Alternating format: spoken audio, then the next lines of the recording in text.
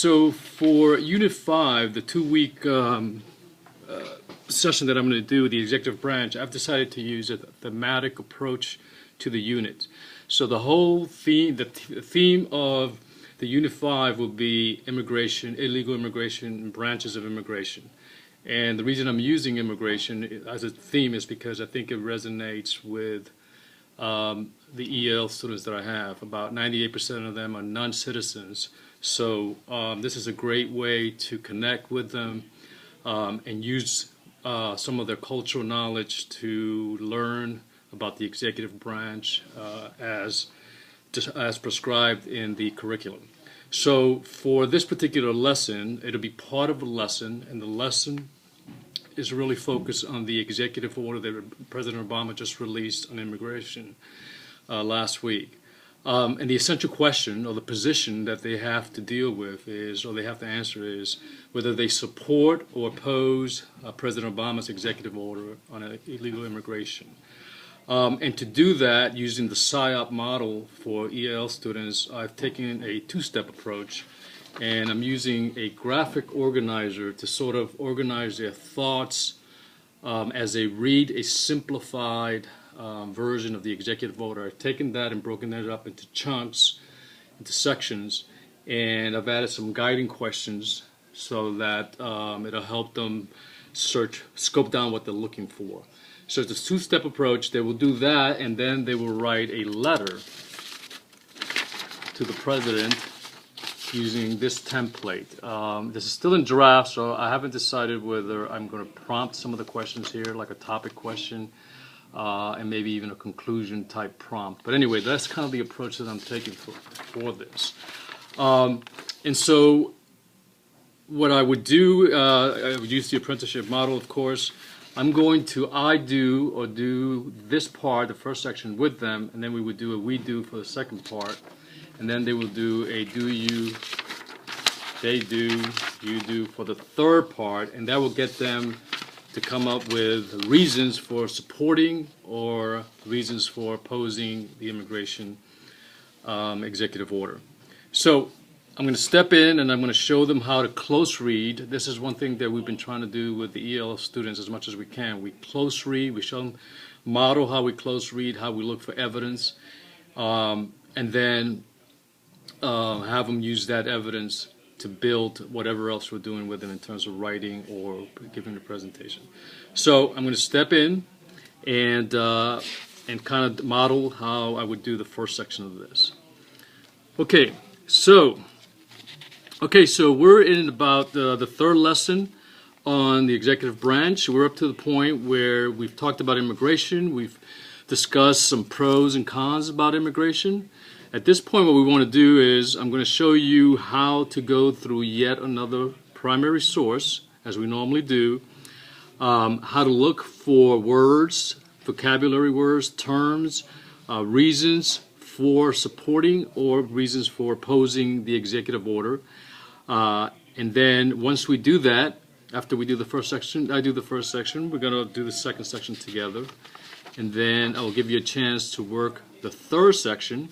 And then we'll get together, review some of the reasons for opposing or supporting the executive order that was just released about a week ago. And then I'll give you a chance to write your letter. And as we said earlier today, or said yesterday, you have the option of sending this letter to President Obama. We'll package that up for you, and we'll get him out to him. And there's been incidents where the president has answered some of these emails or answered a group of these emails. So let's go ahead and start. I've got this under the document protector, so as I go through this, pay close attention. So, introduction. President Barack Obama used executive actions on immigration. Executive action? That tells me something. The president has taken some kind of action. He did this on Thursday night to stop deportation. So the reason he issued an executive action was to stop deportations.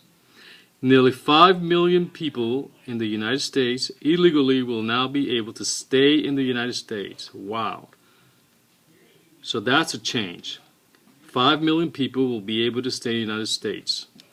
He has also directed enforcement efforts against illegal immigrants to track down just felons and not families. Felons. Whom? What does that mean?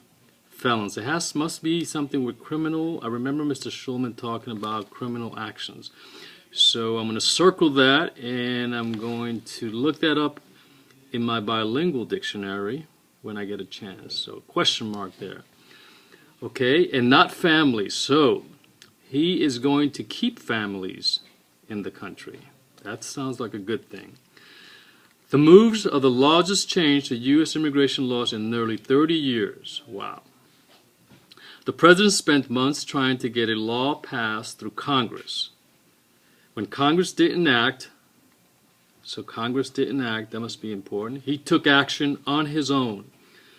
So President Obama seems to have done something on his own without Congress approval.